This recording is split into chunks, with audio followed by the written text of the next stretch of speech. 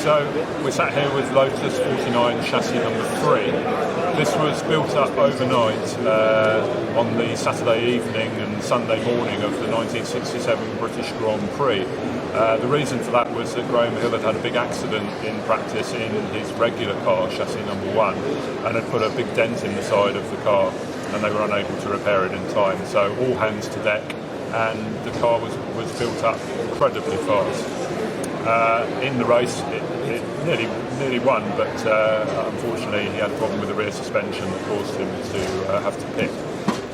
Graham drove this car for the rest of the season, including having quite a spectacular accident at the Nürburgring in Germany, and that left a mark on the chassis which enabled the car to be identified conclusively as this car later on when it was rescued in the 1980s. After the 1968 South African Grand Prix, the car was sold to the South African driver John Love, who used it in the domestic series for Formula One cars, which used to be run in South Africa. He used it for the 1968 and 1969 seasons.